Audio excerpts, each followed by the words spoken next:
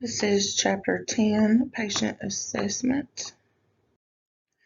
National Standard Competencies applies scene information and patient assessment findings. This is your scene size up, primary and secondary assessment, patient history, reassessment to guide emergency management. Your scene size up, this is going to include scene safety, scene management, that includes the impact of the environment on patient care, addressing hazards, violence, need for additional or specialized resources, standard precautions, and multiple patient situations. Your primary assessment for all patient situations is level of consciousness, ABCs, identifying life threats, assessment of vital functions, initial general impression, and beginning interventions needed to preserve life, and integration of treatment and procedures needed to preserve life. History taking, that's going to include determining the chief complaint, mechanism of injury, nature of illness, associated signs and symptoms, investigation of the chief complaint, past medical history, pertinent negatives. Secondary assessment is performing a rapid full body scan, focused assessment of pain, and assessment of vital signs.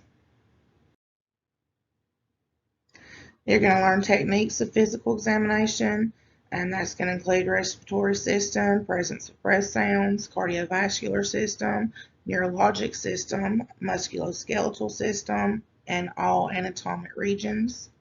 We're going to talk about assessment of lung sounds, monitoring devices, obtaining and using information from patient monitoring devices, including a pulse ox, non-invasive blood pressure, and blood glucose determination. Your reassessment, you're going to learn how and when to reassess the patient and how and when to perform a reassessment for all patient situations. So the importance of patient assessment cannot be overemphasized. You must master and be comfortable with the patient assessment process. Patient assessment is used in every single patient encounter. This is not just your emergency calls. This is every call you run, dialysis, hospital discharges, because every BLS call has a potential to turn into an ALS call.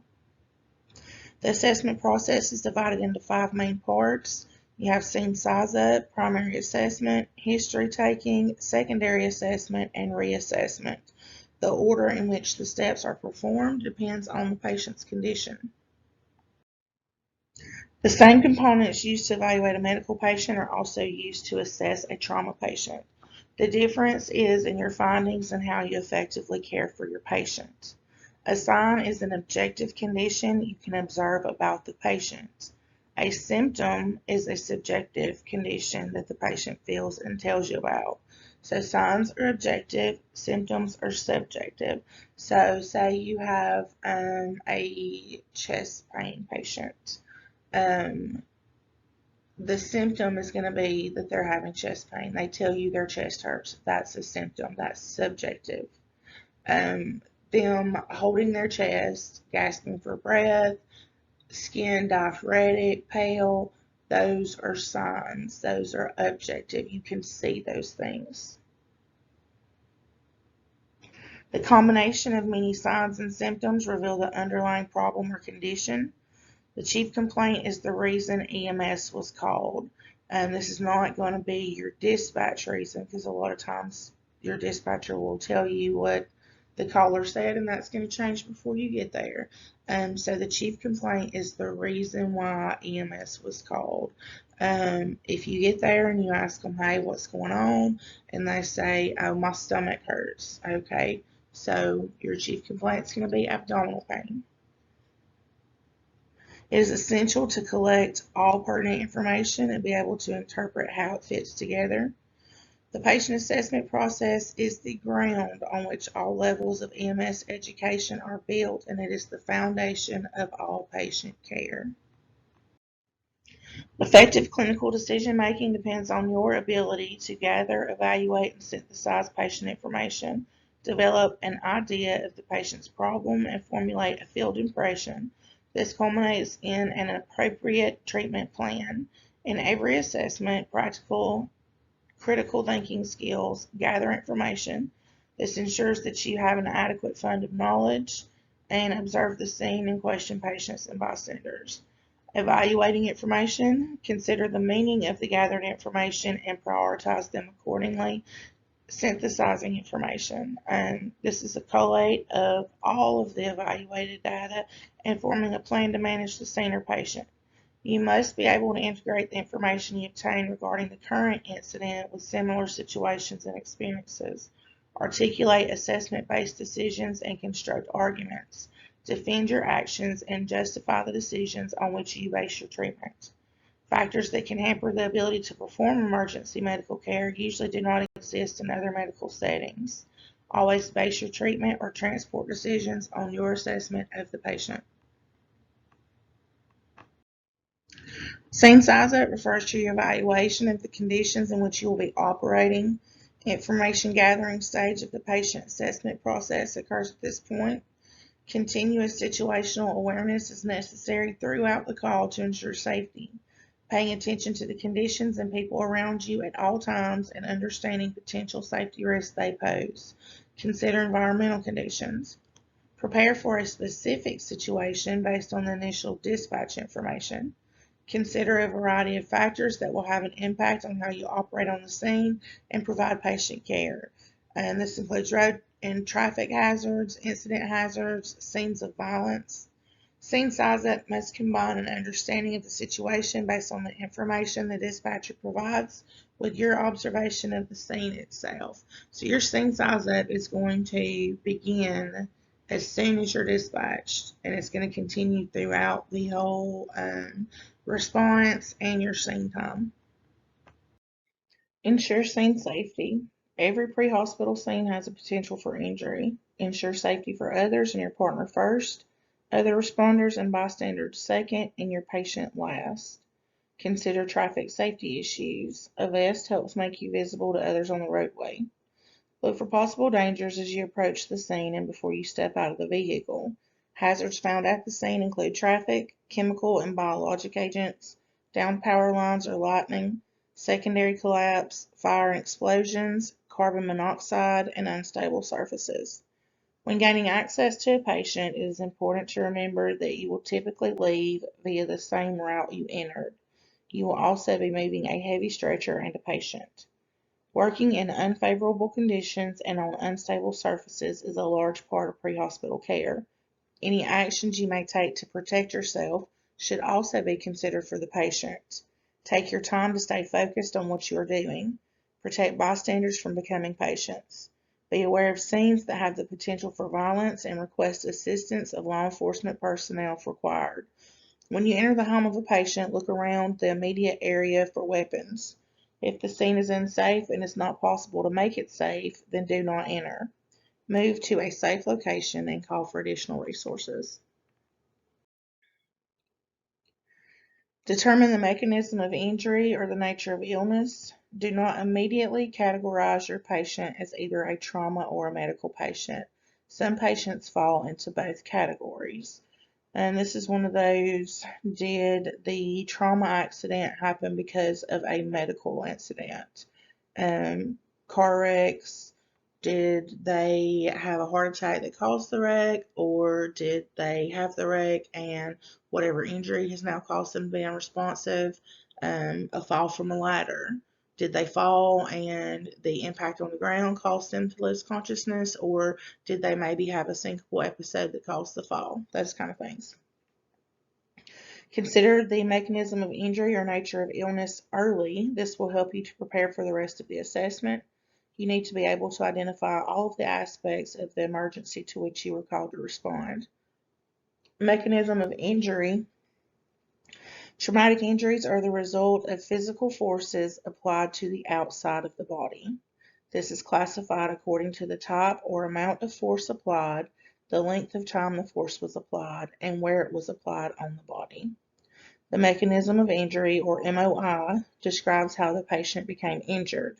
Determining the MOI will provide many clues to help you focus your assessment. A good understanding of anatomy and physiology, will help you to identify times when the MOI may lead to injury to parts of the body not directly impacted. With blunt trauma, the force of the injury occurs over a broad area and the skin is not broken. Tissues and organs under the area of impact may be damaged. With penetrating trauma, the force of the injury occurs at a specific point of contact between the skin and the object. These injuries have a high risk of infection. Nature of illness. You are likely to care for more medical patients than trauma patients. Make an effort to determine the general types of illness or nature of illness, NOI. Examples are seizure, heart attack, diabetic condition, poisoning. The NOI is often best described by patient's chief complaint and medical history. To quickly determine the NOI, talk with the patient, family, and/or bystanders about the emergency. Use your senses to check for, I'm sorry, my cat just stepped on my laptop. Use your senses to check the scene for clues to the possible cause of the illness.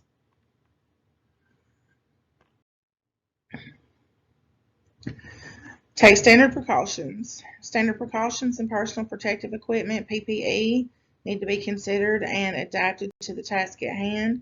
PPE includes clothing and specialized equipment. The type of PPE depends on specific job duties. Standard precautions are protective measures recommended for use in dealing with potential exposure risk of communicable diseases. This assumes that all blood, body fluids except sweat, and non-intact skin and mucous membranes may pose a substantial risk of infection. This includes potentially infectious materials that are dried. The most effective way to reduce your risk of exposure is wearing PPE. Take standard precautions before you step out of the EMS vehicle and before you make contact with the patient. Wash your hands before and after patient care. At a minimum, gloves must be in place before any patient contact. Eye protection may be necessary. A mask will provide protection from some airborne diseases depending on the mask type. You must be appropriately educated in the use of standard precautions. Call for help if you are not trained in the application of PPE appropriate for the situation. Regroup and upgrade your protection as and when required. If you suspect you've been exposed, follow your local agency's protocols for post-exposure reporting, testing, and prophylaxis. Determining the number of patients. This is critical in determining the need for additional resources. When multiple patients are present or more patients than the responding unit can handle, put your mass casualty plan into action. You will most likely include establishing the Incident Command System, or the ICS, calling for additional units, and then beginning triage. The ICS is a flexible system implemented to manage disasters and mass casualty incidents. Triage is the process of sorting patients based on the severity of their conditions. This helps allocate personnel, equipment, and resources to provide the most effective care to everyone.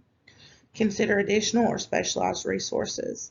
Request paramedic backup for patients with severe injuries or complex medical conditions. The air medical support may be another resource for advanced life support.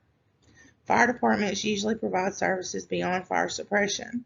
Specialized equipment and gear will be needed for fire suppression, technical rescue, vehicle extrication, high-angle rope rescue, hazardous materials, and swift water rescue. Search and rescue teams can help find, package, and transport patients over long distances and across uneven terrain. Law enforcement personnel may be needed to control traffic or intervene in potentially violent situations. Stage yourself and your vehicle at a safe distance until the scene has been secured, and ask yourself the following questions. How many patients are present? Are enough resources available to respond to their conditions? Does this scene pose a threat to you, your partner, your patient, or others? It is never wrong to call for backup, even if the extra units are instructed to turn back. Remember, you are less likely to ask for help after you begin patient care. The goal of the primary survey is to identify and initiate treatment of immediate or imminent life threats. Physically examine the patient to assess the level of consciousness, LOC, airway, breathing, circulation, disability, and exposure, A, B, C, D, E's. Vital signs are used to evaluate the patient's condition. Primary survey is not an in-depth physical exam nor an assessment of vital signs. Always give priority to life threats. Form a general impression. Focus on rapid identification of potentially life-threatening problems. This is the first part of the primary survey, determines the priority of emergency medical care. Note things such as the person's age, sex, weight, level of distress, overall appearance, and the presence of any obvious bleeding. Overall visual assessment occurs that helps you gather information as you approach the patient. Note the patient's position, whether the patient is moving or still. Avoid standing over a patient. Ensure that you are at eye level. Ensure the patient is breathing and assess the patient's skin color and condition. If the patient is responsive, ask about the chief complaint. The patient's response can give you insight into the LOC, airway patency, respiratory status, and overall circulatory status before you begin your exam. Treat life-threatening conditions as soon as they are found. Answer the following questions to begin to form your general impression. Does the patient appear to have a life-threatening condition? Was the patient injured? If so, then what was the MOI? Does the patient seem coherent and able to answer questions? Determine whether your patient's condition is stable but potentially unstable, or unstable. Constantly be aware of changes in the patient's condition. Maintain a high index of suspicion and begin treatment if the primary problem appears to be traumatic. Be alert to the possibility of a medical origin.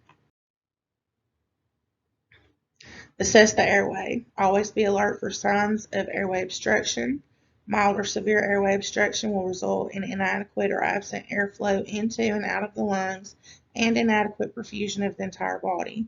Determine if the airway is open and patent or adequate. Continually reassess the airway. Responsive patients, patients who are talking or crying, or moving air. Watching and listening to how patients speak may provide important clues about the adequacy of their airways and status of their breathing. A responsive patient who cannot speak or cry most likely has a severe airway obstruction. Stop the assessment process if an airway problem is detected and work to clear the patient's airway.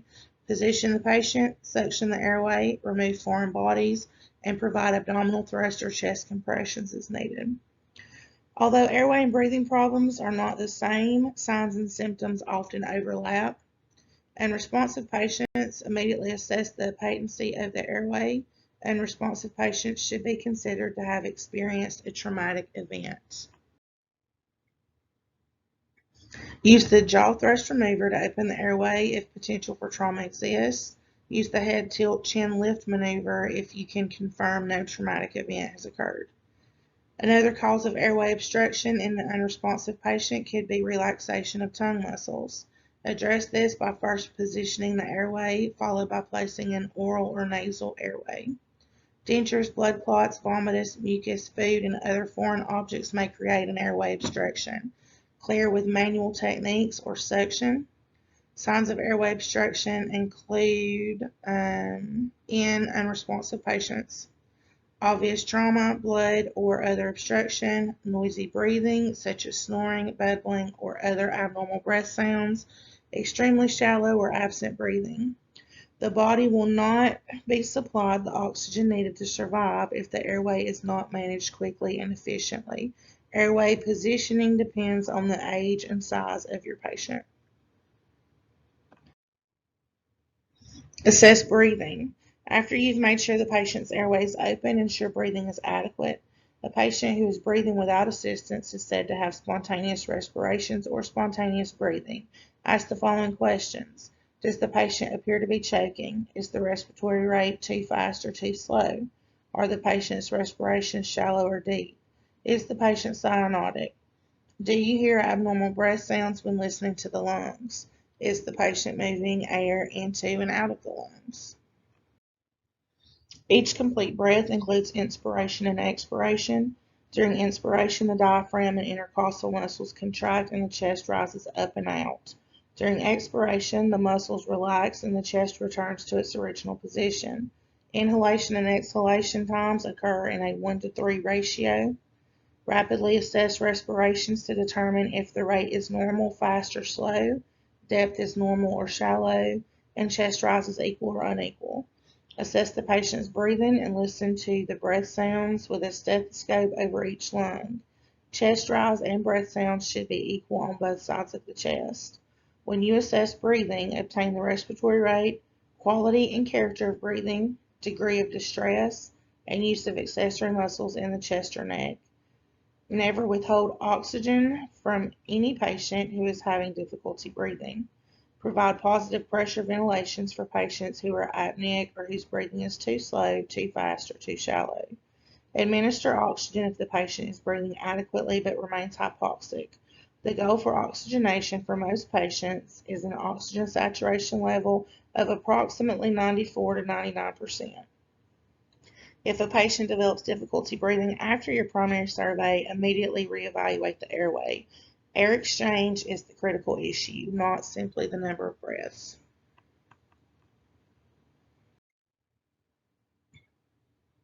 Observe how much effort is required for the patient to breathe. Shallow respirations can be identified by little movement of the chest wall or poor chest excursion. Deep respirations cause a significant rise and fall of the chest. Document when the patient's respirations are shallow or deep.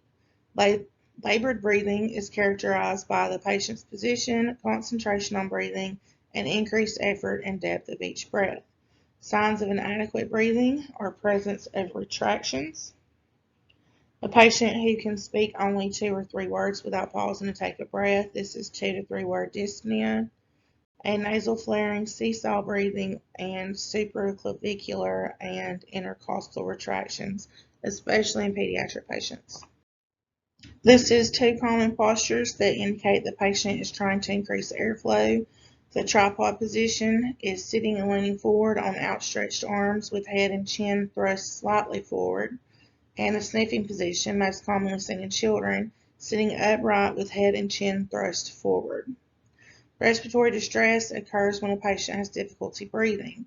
Respiratory failure occurs when the blood is inadequately oxygenated or ventilation is inadequate to meet the oxygen demands of the body. Table 10.1 in your book lists the signs of respiratory distress and failure. Assess circulation. This helps you to evaluate how well blood is circulating to the major organs. Circulation is evaluated by assessing the patient's mental status, pulse, and skin condition. Assessing the pulse. The pulse is the pressure wave that occurs as each ventricular contraction causes a surge in the blood circulating through the arteries. This is most easily felt at a pulse point where a major artery lies near the surface. In responsive patients who are older than 1 year, palpate the radial pulse at the wrist. In unresponsive patients older than 1 year, palpate the carotid pulse in the neck. Never press on the carotid arteries on both sides of the neck at the same time. When you palpate a pulse, do not use your thumb. The normal pulse rate for an adult is 60 to 100. During the primary survey, assess the pulse to determine if it is present or absent, normal, fast, or slow, weak and thready, or strong and bounding. Determine the adequacy of the pulse during the secondary assessment. Palpate the brachial pulse in children younger than 1 year. If you cannot palpate a pulse in an unresponsive patient, then begin CPR. If an AED is available, attach it and follow the voice prompts. In infants, perform manual defibrillation or use a dose attenuating system. If the patient has a pulse but is not breathing, provide ventilations at a rate of 10 to 12 breaths a minute for adults and 12 to 20 breaths per minute for an infant or child. If at any time the pulse is lost, start CPR and apply the AED. Never begin CPR or use an AED on a responsive patient. Assess the skin. Assessing the skin is one of the most important and readily accessible ways of evaluating circulation, perfusion, blood oxygen level, and body temperature. Perfusion is assessed by evaluating the patient's skin color, temperature, moisture, and capillary refill. The color of the skin is determined by the blood circulating through vessels and the amount of and type of pigment present in the skin. Blood is red when adequately saturated with oxygen, and as a result, skin in lightly pigmented people is pink. In patients with deeply pigmented skin, changes in color may be apparent only in certain areas: fingernail beds, mucous membranes, lips, under the arm, the palms, or the conjunctiva of the eyes.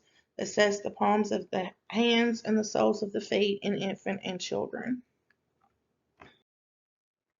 Inadequate peripheral circulation will cause the skin to appear pale, white, ashen, or gray, possibly with a waxy, translucent appearance. Cyanosis is the skin over the blood vessels appears blue or gray. This is a sign of low oxygen level in the blood. High blood pressure may cause the skin to be abnormally flushed and red. Liver disease or dysfunction may cause jaundice, which is yellow. And the sclera is the normally white portion of the eye. It may show color changes even before skin color changes are visible. Normal skin is warm to the touch. Abnormal skin temperatures are hot, cold, cool, and clammy. Significant fever, sunburn, or hyperthermia will make skin feel hot to the touch. Skin will feel cool when a patient is in early shock, has mild hypothermia, or has inadequate perfusion. Cool, pale, clammy skin is a good indication of hypoperfusion and inadequacy of circulatory system function or shock. Skin will feel cold when the patient is in profound shock. Feel the patient's torso underneath the clothing with the back of your hand to determine whether the patient's temperature is elevated or decreased. Skin moisture. Skin is normally dry. Skin that is wet or moist from sweat or excessively dry and hot suggests a problem. When the skin is bathed in sweat, the skin is described as wet or diaphoretic. Because color, temperature, and moisture of the skin are often related signs, consider them together. When you record or report your assessment of the skin, first describe the color, then the temperature, and last whether the skin is dry, moist, or wet. Capillary refill time is often evaluated in pediatric patients to assess the ability of the circulatory system to restore blood. The CRT may provide an indication of the pediatric patient's level of perfusion. This is not considered an accurate indication in adults. It can be affected by the patient's body temperature, position, pre-existing medical conditions, history as a smoker, and medications. To test capillary refill, place your thumb on the patient's fingernail with your fingers on the underside of the patient's finger and gently compress. Capillary refill should be prompt and nail bed color should be pink. Suspect poor peripheral circulation when capillary refill time takes more than 2 seconds or the nail bed remains blanched. A blue color may indicate that the capillaries are refilling with blood drawn from the veins rather than oxygenated blood from the arteries. Assess and control external bleeding. Identify and immediately control any major external bleeding. This should be performed before addressing airway or breathing concerns. Signs of blood loss include active bleeding from wounds and/or evidence of bleeding. Serious bleeding from a large vein may be characterized by a steady blood flow. Bleeding from an artery is characterized by a spurting flow of blood. Do a sweep for blood by running your gloved hands from head to toe, pausing periodically to see if your gloves are bloody. Direct pressure with a gloved hand followed by a sterile bandage over the wound will control bleeding in most cases. When direct pressure is not quickly successful or whenever you encounter obvious arterial hemorrhage of an extremity, apply a tourniquet. Restoring circulation. If a patient has inadequate circulation, take immediate action to restore or improve circulation. Apparent absence of a palpable pulse in a responsive patient is indicative of a low cardiac output state. If you cannot feel a pulse in an unresponsive patient, begin CPR if an AED or manual defibrillator is not readily available. Once an AED or manual defibrillator is available, immediately assess the need for defibrillation. Continued impaired circulation is devastating to the body's cells. CPR and bleeding control are intended to maintain circulation. Any patient with impaired circulation should receive high-flow oxygen via a non-rebreather or assisted ventilation.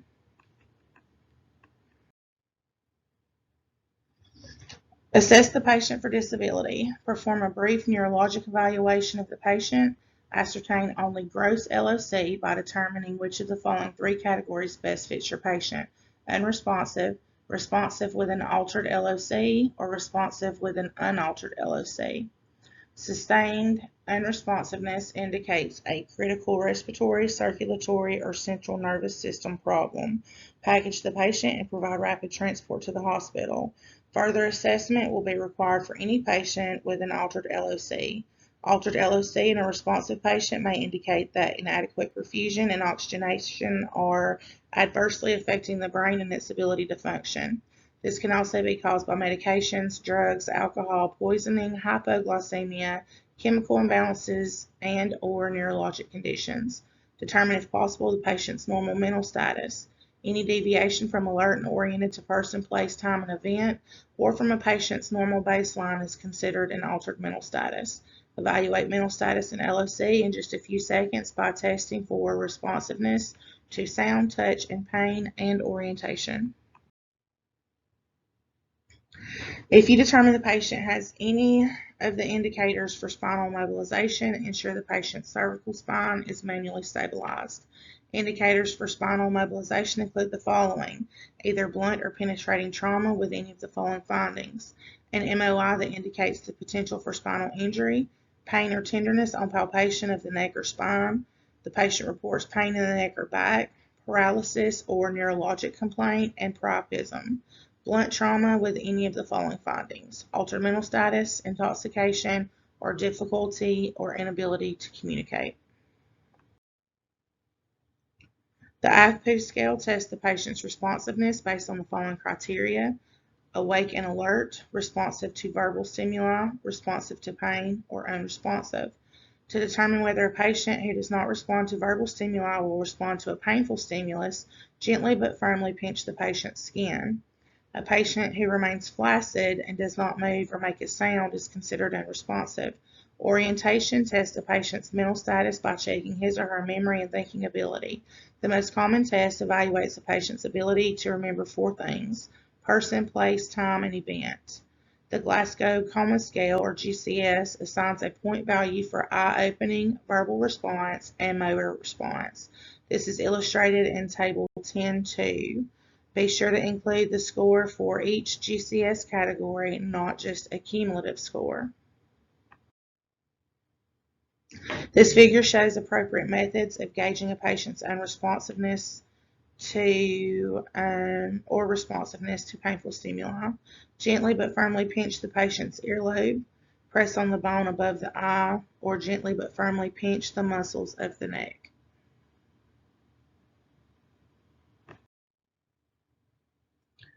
Expose, then cover. Visually inspect each area to ensure an accurate and thorough assessment.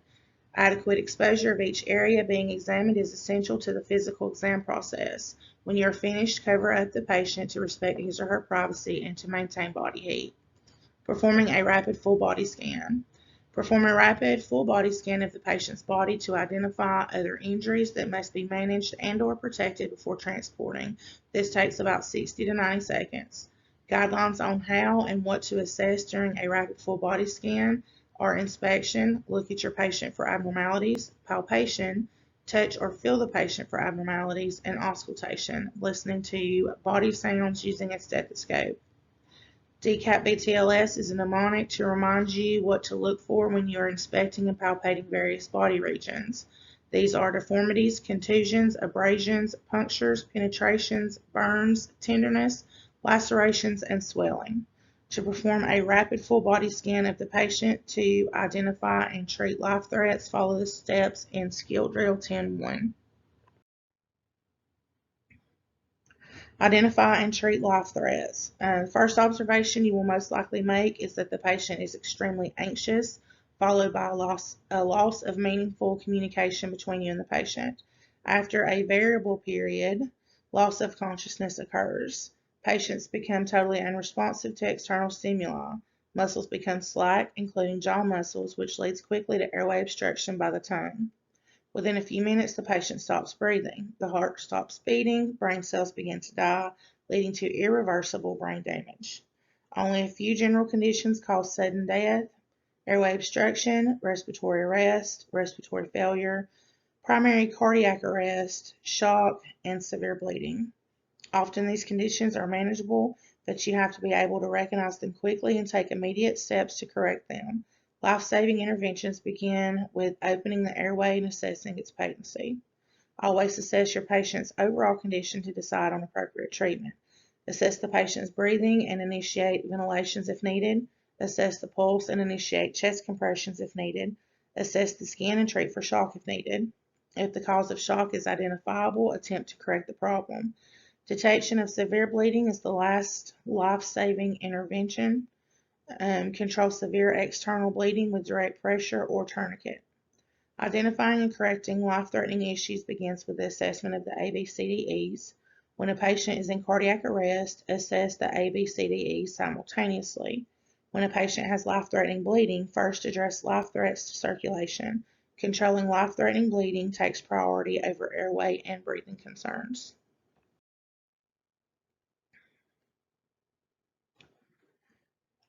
Determine priority of patient care and transport. The rapid full body scan will assist you in determining transport priority.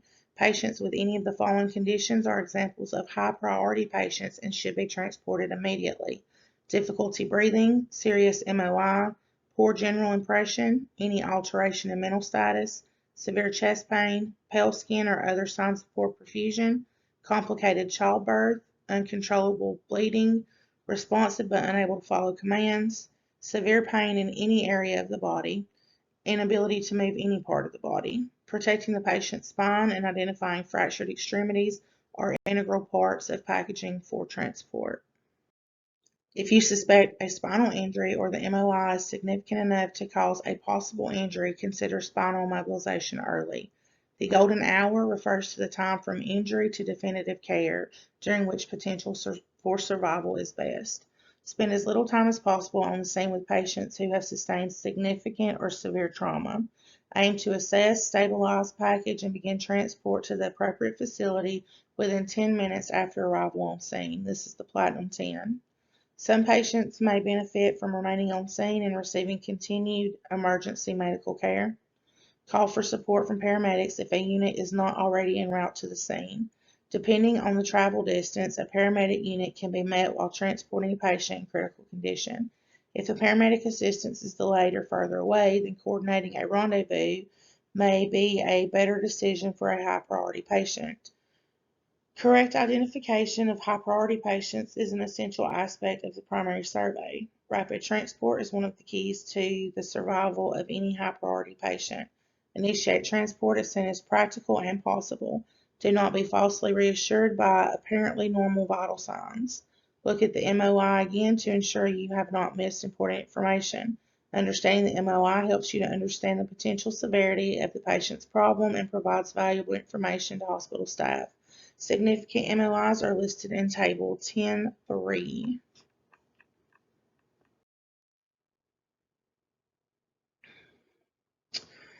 History taking provides details about the patient's chief complaint and an account of the patient's signs and symptoms. Gather as much history as possible on scene from family, friends, and bystanders.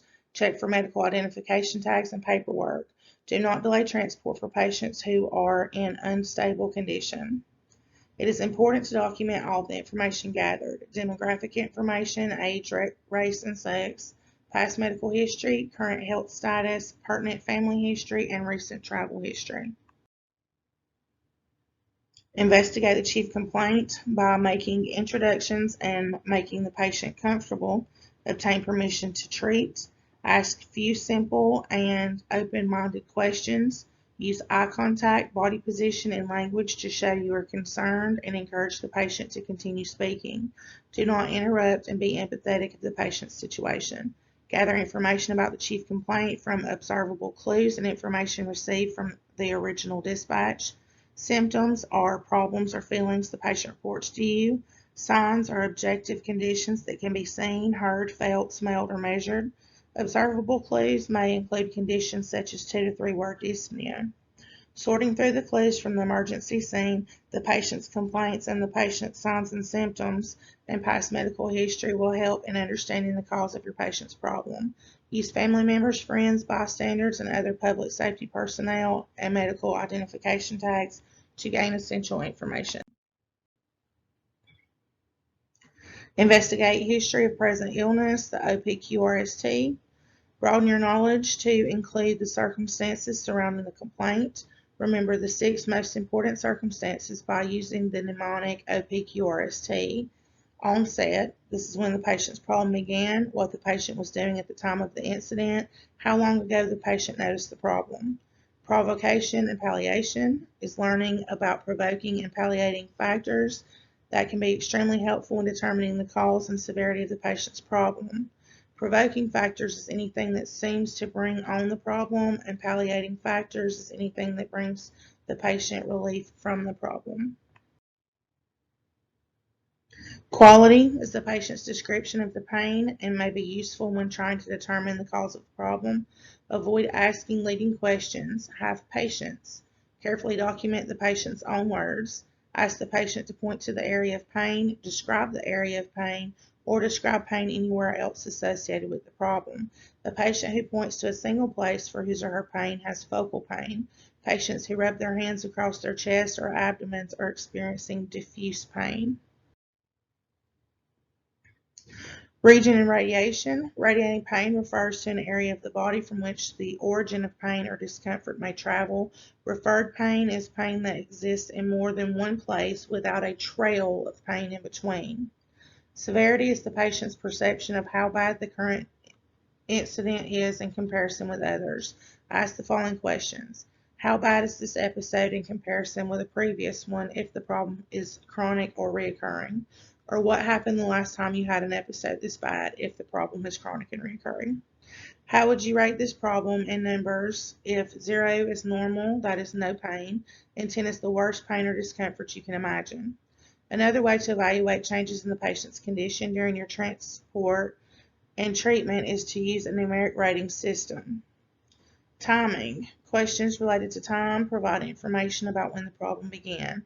This helps understand the nature of the problem. Interventions. Some patients may self-treat or self-medicate before calling 911. Ask about any treatment prior to EMS arrival to avoid overdosing. Identify pertinent negatives. A pertinent negative is a finding you would expect based on the patient's complaint but that are not present. Indicate that a thorough and complete exam and history were performed. Investigate past medical history using a sample history. By obtaining a sample history, you will be able to gather important information from the patient. Use the mnemonic sample to obtain the following information: signs and symptoms, allergies, medications, pertinent past medical history, last oral intake, and events leading up to the illness or injury. Alcohol and drugs. Signs and symptoms while under the influence of alcohol and drugs may be confusing, hidden, or disguised. Patients may deny abuse of alcohol or drugs. History that you gather from a patient with a chemical dependency may be unreliable. Establish a strong rapport with your patients. Impress on the patient that information received will be kept in confidence. Physical abuse or violence. Report all cases of suspected physical abuse or domestic violence to the appropriate authorities. If you suspect a patient is a survivor of physical abuse or domestic violence, immediately involve law enforcement. Look for hidden clues that such a situation exists. Note whether the information provided by the patient and others present at the scene is inconsistent. The patient may not answer questions because of fear or of future violence. A physical aggressor may be present and answering questions. In case of domestic violence, involvement can be extremely dangerous. When involved with cases of physical abuse, be observant and open-minded and have a high index of suspicion and be non-judgmental. Accurate, thorough, and objective documentation is very important in cases of abuse and domestic violence. Remember, these situations will most likely involve some type of legal process later on. Sexual history. Religious beliefs, cultural stereotypes, and societal expectations may have a major role in a patient choosing not to reveal a personal side of his or her life. Some patients find sharing information regarding their sexual histories with others uncomfortable. Consider all female patients of childbearing age who report lower abdominal pain to be pregnant unless ruled out by history or other information.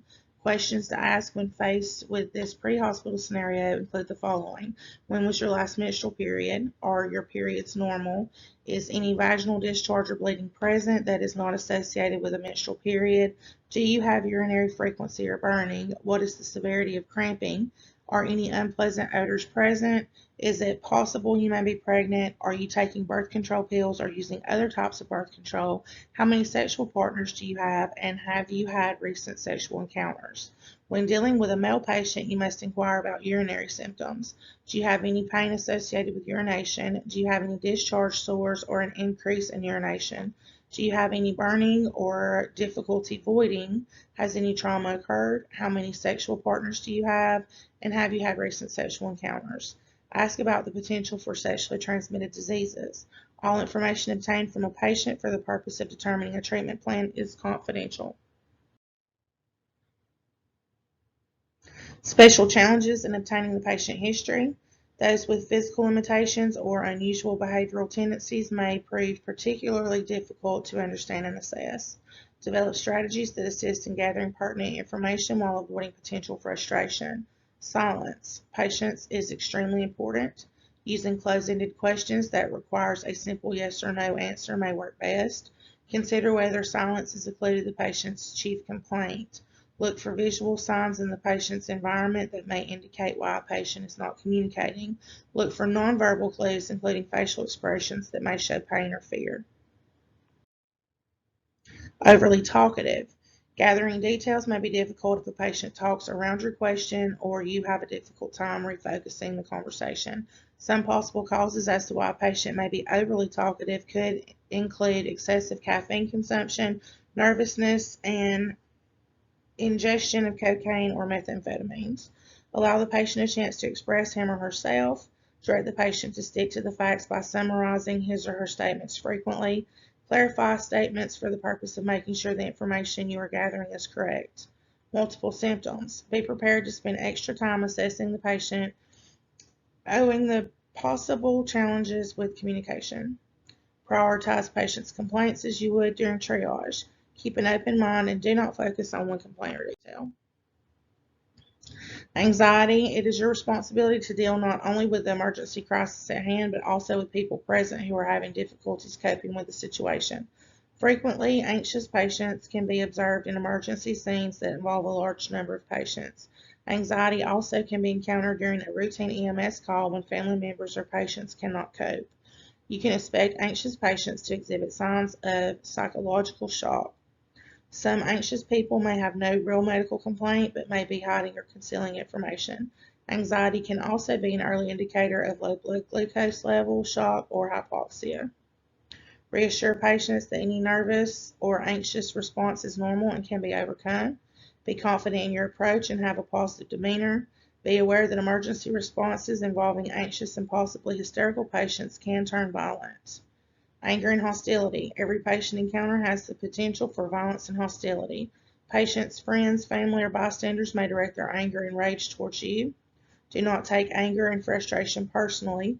Remain calm, reassuring, and gentle. Always be observant. Be aware of nonverbal clues such as posture, position, and facial expressions. If the scene is not safe or secure, then contact law enforcement to secure it. Never let a potentially violent or hostile patient leave the room alone. Intoxication. Be aware that information may not only be difficult to obtain, but also could be unreliable. Patients may become impatient with you when trying to provide you with information. Do not put the patient in a position where he or she feels threatened and has no way out. Be accepting, diplomatic, objective, and non-judgmental. Never assume the patient's condition is the result of alcohol consumption. Crying. A crying patient is a breathing patient. Patient may be sad, in pain, or emotionally overwhelmed. Remain calm, patient, reassuring, and confident, and maintain a soft voice. Be sympathetic and treat them with respect and dignity. Depression. Depression is the leading cause of disability worldwide. Symptoms include sadness, a feeling of hopelessness, restlessness, and irritability. Depression is a normal human response, but it can lead to harmful behavior. Be non-judgmental and compassionate towards the patient's feelings. Often the patient needs someone to talk to and listen to them. Confusing behavior or history. Be aware of medical causes that can lead a patient to report a confusing history. Hypoxia, stroke, diabetes, trauma, and drug or medication use. One of the most common causes of confusion is hypoxia. Older patients may have dementia, delirium, or Alzheimer's disease. Verify the baseline mental status of each patient. Confused behavior is not a normal response. Attempt to ask the patient again about the chief complaint or ask someone close to the patient. Limited cognitive abilities. Develop a habitual method for dealing with a patient who has limited cognitive abilities. Keep your questions simple and limit the use of medical terms. Be alert for partial answers and keep asking questions. For patients with severely limited cognitive function, rely on family, caregivers, and friends to supply answers. Language barriers. Consider using interpreters, translation resources, and related mobile device apps. Determine whether the patient speaks or understands any English. Determine whether the patient understands who you are. Increasing the volume of your questions or of your voice will not increase the patient's understanding of what you are asking him or her. Keep questions straightforward and brief. Use of hand gestures may be helpful. Be aware of language diversity in your community. Provide the hospital with advance notice that a non-English speaking patient will be arriving. Hearing impairments. Hearing disabilities range from slight to total deafness. It can make the process of obtaining an in-depth history difficult. Ask questions slowly and clearly. You may use a stethoscope to function like a hearing aid. Changing the pitch of your voice. Lost my place. Changing the pitch of your voice may help the patient to hear you. Some patients would have mastered the technique of reading lips. Speak slowly and face-to-face with the patient. Learning simple sign language during your career will help in the communication process. Use pencil and paper. Visual impairments. Identify yourself verbally when entering the home of a visually impaired patient. Put any items that have been moved back into their previous position. Explain to the patient what is happening and stay in contact with the patient by keeping a hand on the patient's arm or shoulder.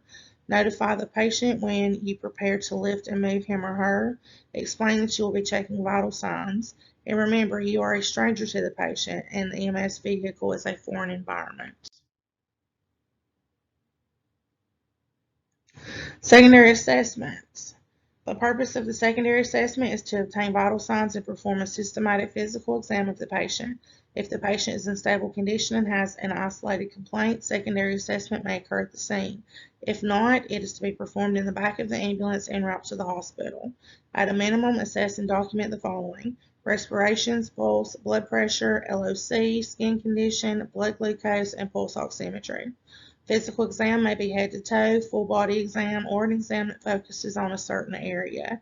Compare findings on one side of the body with the other side when possible. Odors can indicate anything from infections to certain medical conditions to scene safety threats.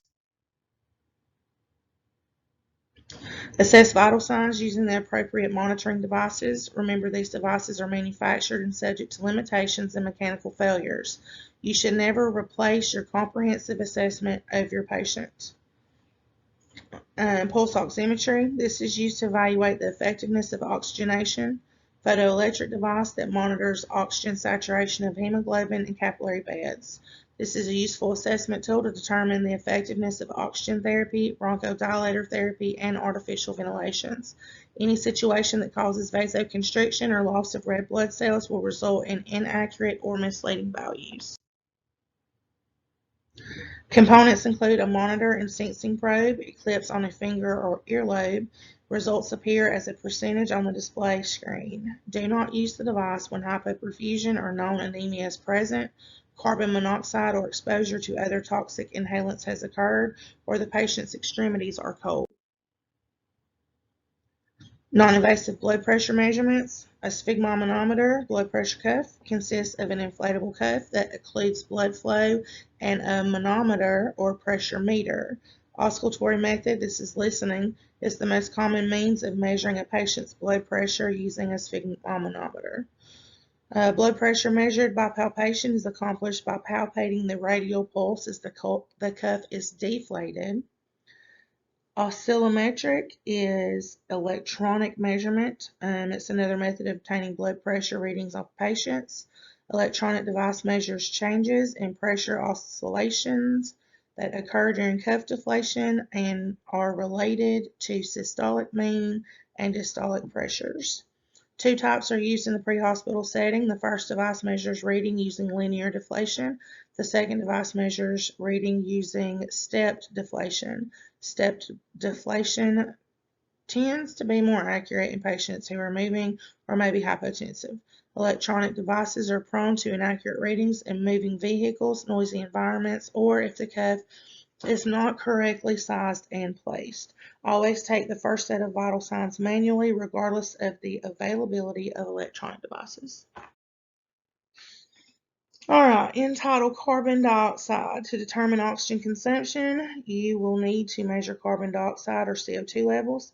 CO2 is monitored by capnometry and capnography. Capnometry typically consists of a disposable or electronic device that provides a mean of measuring CO2 output.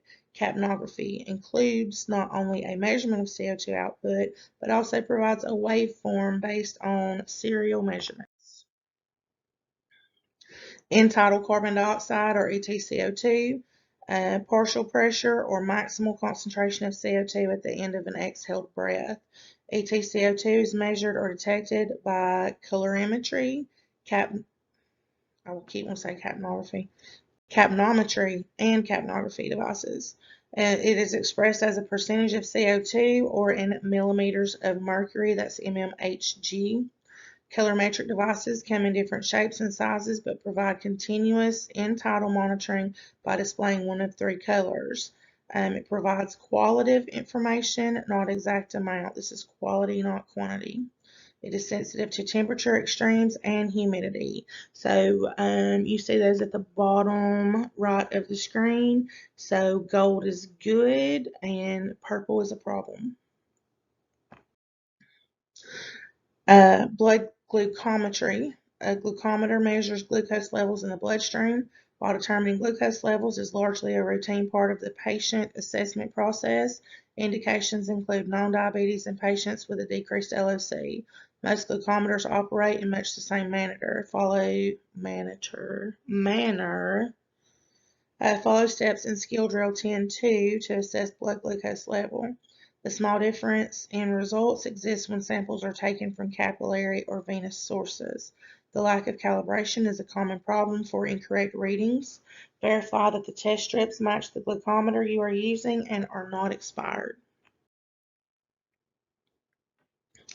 Systematically assess the patient in a full body exam. The goal of the full body exam is to identify hidden injuries or unidentified causes. Any patient who has sustained a significant MOI, is unresponsive, or is in critical condition should receive this type of exam after life threats have been managed. To perform a full body exam of a patient with no suspected spinal injuries, follow steps in skill drill 10.3. To perform a full body exam in which the patient has sustained significant trauma, ensure manual stabilization is still in place, and follow skill drill 10.3. Focused assessment, generally performed on patients who have sustained non-significant MOIs and on responsive medical patients with a specific complaint. This is based on the chief complaint. It focuses attention on the immediate problem. Table 10.4 lists examples of common chief complaints and focused assessments. The respiratory system, look for signs of airway obstruction and trauma to the neck and/or chest. Expose the patient's chest and inspect for overall symmetry. Listen carefully to breath sounds, noting abnormalities. Measure the respiratory rate, chest rise and fall in effort. Look for retractions. Carefully reevaluate the pulse rate and skin and blood pressure. Inspect and palpate from the clavicles to the shoulders to the abdomen and reassess breath sounds. Note the presence of subcutaneous emphysema and any abnormalities found. Document all findings in your patient care report.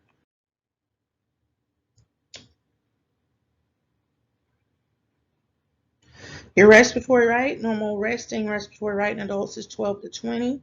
Respiration results equal the number of breaths per minute.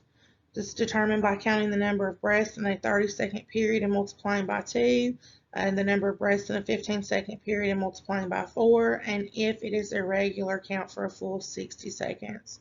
Count each breath at the same point in its cycle. This is most easily done by counting peak chest rise. Check respirations in a responsive, alert patient without making the patient aware of what you are evaluating. Table 10.5 shows the normal range of respiratory rates of patients who are at rest, as well as normal ranges and other vital signs at various ages. Respiratory rhythm. While counting the patient's respirations, also note the rhythm. Note whether the patient's respirations were regular or irregular. Quality of breathing. Listen to breath sounds on each side of your patient's chest early in the primary survey. This can help identify the quality of air movement in both lungs. Decreased or absent breath sounds on one side of the chest and decreased movement in the rise and fall on one side of the chest indicate inadequate breathing. Table 10.6 shows 4 ways in which the quality or character of respirations can be described. Use your sense of hearing to listen for breathing sounds, or use the preferred method of auscultation, which is a stethoscope. Normal breathing is silent. If the upper airway has a mild obstruction caused by a foreign body or swelling, then you may hear stridor. If you hear bubbling or gurgling in the upper airway, then the patient probably has fluid passages. Suction the patient to avoid aspiration of fluid into the lungs. Presence of any abnormal sounds indicates that an airway or breathing problem exists. How and when to listen to assess breathing. Remember, you can almost always hear a patient's breath sounds better from the patient's back. Auscultate over the upper lungs at approximately 1 inch below the clavicle at the midclavicular line and the mid-lung fields, and then the lower lungs at the mid-axillary line. Lift the clothing or slide the stethoscope under the clothing. Place the diaphragm of the stethoscope firmly against the skin to hear the breath sounds. During your assessment, you may be able to identify normal breath sounds or adventitious sounds. Breath sounds are described as follows. Normal breath sounds, these are clear and relatively quiet. Tracheal sounds, bronchial sounds, bronchovesicular sounds, or vesicular sounds.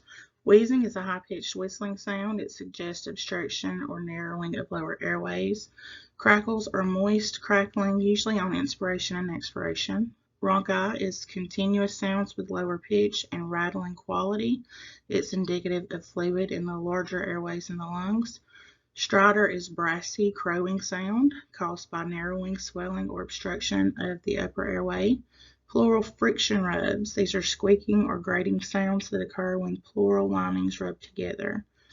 A patient who coughs up thick yellow or green sputum, which is matter from the lungs, most likely has an advanced respiratory infection. And patients with a chest injury may cough up blood or frothy white or pink sputum caused by blood and fluid mixing with air in the lungs. Depth of breathing. The amount of air that the patient exchanges depends on the rate and the tidal volume. The tidal volume is the amount of air in milliliters that is moved into or out of the lungs during one breath. Shallow respirations indicate a decreased tidal volume. Deep respirations indicate an increased tidal volume. The cardiovascular system. When the chief complaint is associated with chest pain or discomfort, check for abnormalities in the patient's thoracic region. Listen for breath sounds and look for trauma to the chest. Consider the pulse and respiratory rate and the blood pressure. Pay particular attention to rate, quality, and rhythm of the pulse. Reevaluate the skin. Check and compare distal pulses to determine any differences in the right and left sides. Consider auscultation for abnormal heart tones. The pulse rate. The normal resting pulse rate for adults is 60 to 100. See Table 10.5 for the normal ranges of pulse rates for adults and children. The pulse rate is counted as beats per minute. Count the number of pulses felt in a 30-second period, multiply by 2, or 15-second period and multiply by 4. If it is irregular, count for a full 60 seconds. In an adult patient, a pulse rate that is greater than 100 is described as tachycardia, and a rate of less than 60 is described as bradycardia. The pulse quality. Pulse is palpated at the radial or carotid artery in adults and the brachial artery in infants. Describe a normal pulse as strong. A stronger than normal pulse is bounding, and a pulse that is weak and difficult to feel is weak or thready. Pulse rhythm. Determine whether the rhythm is regular or irregular. When the interval between each ventricular contraction of the heart is short, the pulse is rapid. When the interval is longer, the pulse is slower. Rhythm is considered irregular if the heart periodically has an early or late beat, or if a pulse beat is missed. Call for a paramedic backup or initiate rapid transport to definitive care depending on protocols.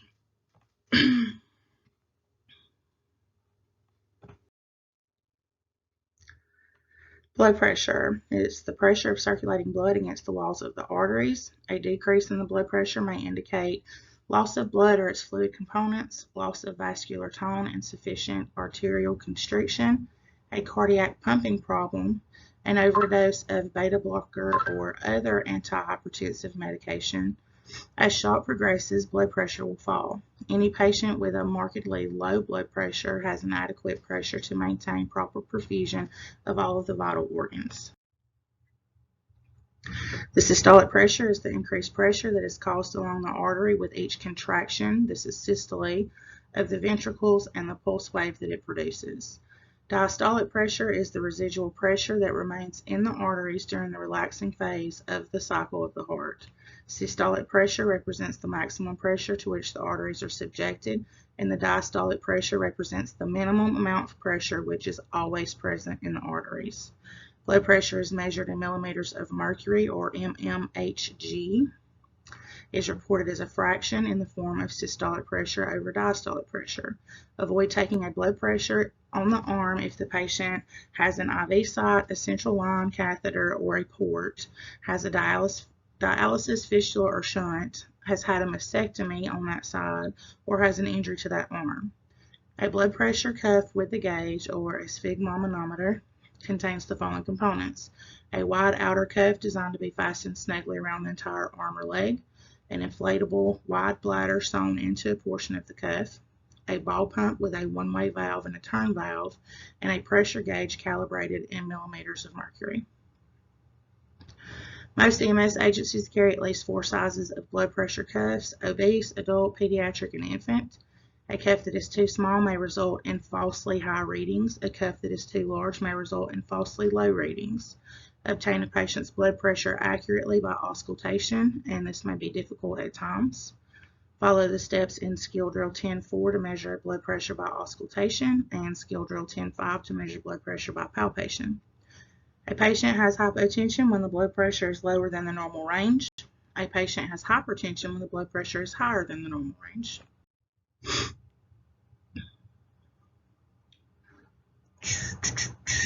Sorry, I forgot to change the slide on that one, y'all.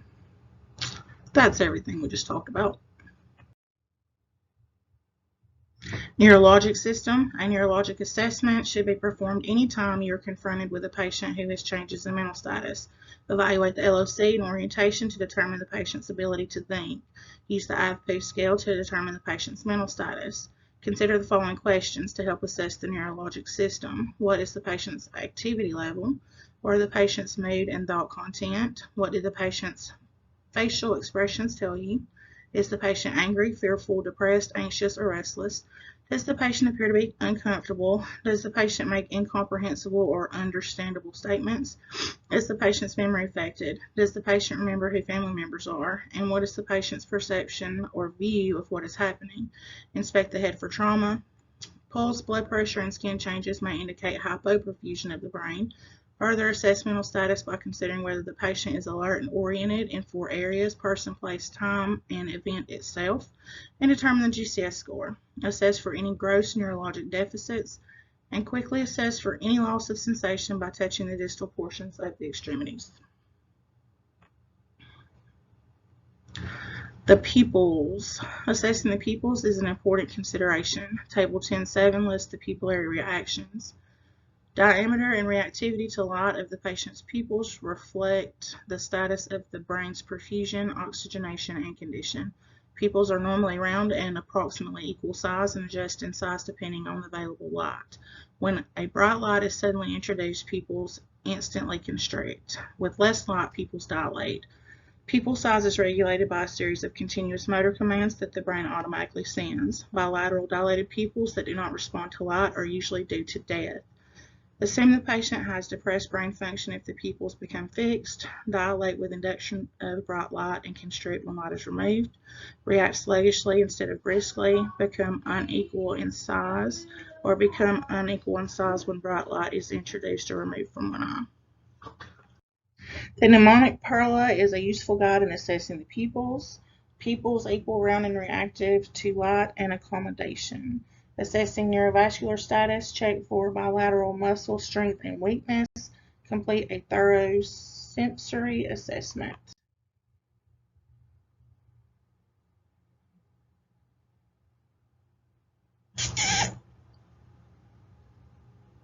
I forgot to change my slide, so there you go. That's the slide we were talking about. Okay, anatomic regions, head, neck, and cervical spine. Inspect for abnormalities of the head, neck, and cervical spine.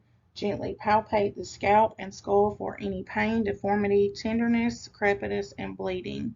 Check the patient's face for the presence of a rash and petechiae. Is it petechiae, Doodle? Petechiae.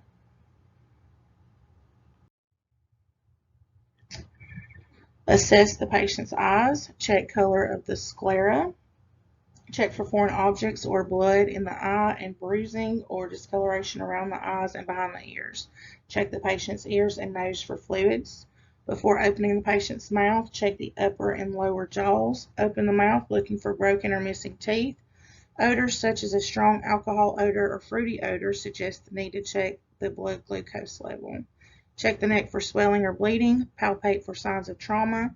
Subcutaneous emphysema, this is crackling sound produced by air bubbles under the skin, and inspect for pronounced or distended jugular veins.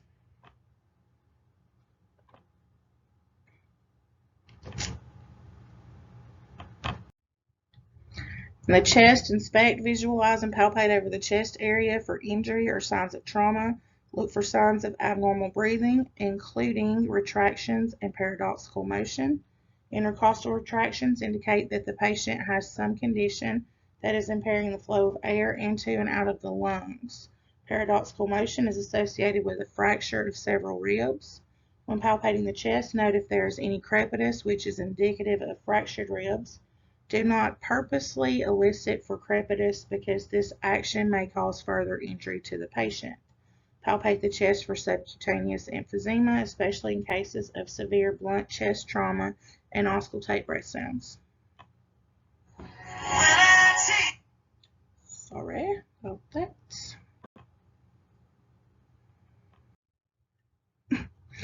All right, abdomen. Look for trauma to the abdomen and distension. Palpate the abdomen for tenderness, rigidity, and patient guarding. Visually inspect the abdomen. Bruising over the flank area suggests blood collecting in the retroperitoneal space. Asymmetry may suggest a swollen organ immediately under that area. Severe distension may be caused by fluid in the peritoneal space or infection. Palpate the abdomen, evaluating for symmetry, masses, tenderness, and bleeding. The abdomen is divided into 4 quadrants: left upper, left lower, right upper, and right lower. Always start the palpation of the abdomen in the quadrant that is farthest from the patient's pain or obvious injury. Assess for the presence of rebound tenderness, which is pain that the patient feels when pressure is released. In the pelvis, inspect the pelvis for symmetry, instability, pain, tenderness, crepitus, bleeding, deformity, and any obvious signs of injury. If the patient reports no pain, then gently press downward and inward on the iliac crest of the pelvic bones. Do not rock the pelvis. Inspection of the pelvic area is not often done in patients with medical emergencies except when pain and bleeding is present. In female patients, it is important to determine whether the bleeding is coming from the vaginal opening, the urethra, the female external genitalia, or the rectum. In male patients, it is important to determine whether bleeding is coming from the urethra or the rectum. Extremities. Assessment of musculoskeletal system is typically done because of a chief complaint associated with some type of trauma. Never force a painful joint to move. Inspect each extremity for DCAT BTLS. Madison, what is DCAT BTLS? Yes, I'm recording.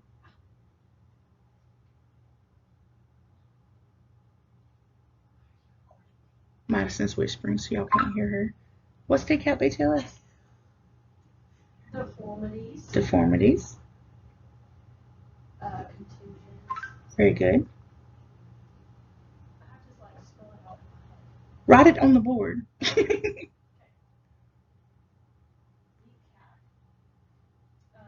Deformities, contusions, abrasions. I always forget the P. Oh, penetration. Penetrations. Punctures. Okay, punctures. Mm-hmm.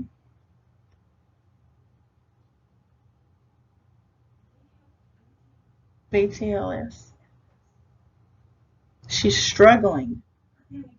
I'll put her on the spot, and she's being bashful because it's recording. Tenderness, lacerations, swelling. Very good. Okay.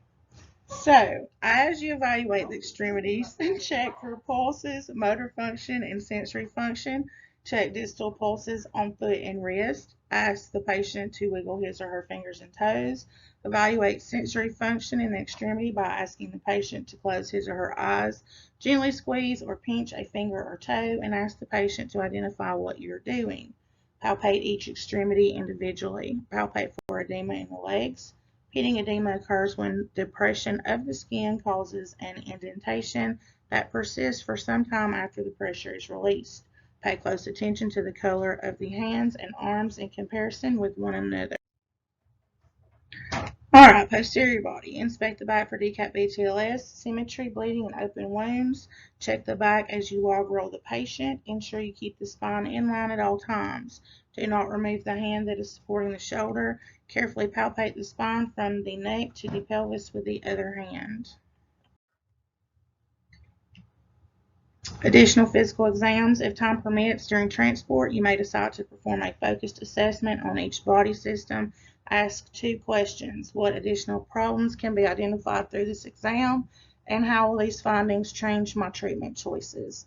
Actions you may need to take as a result of findings include the following: address any potentially life-threatening conditions, performing spinal immobilization if neck or back pain or abnormality in sensation or movement is identified in relationship to trauma. Modify any treatment that is underway on the basis of any new information. Initiate treatment for additional problems identified during the focused exams. Modify transport decisions to a more appropriate facility. Reassessment is performed at regular intervals during the assessment process. The purpose is to identify and treat changes in a patient's condition. Reassess the A, B, C, D, E's, which are what, Madison? Airway, breathing, circulation. Don't. You told me in class you would never forget it. I know, I said I would never forget it. The disabilities and exposure. Very good.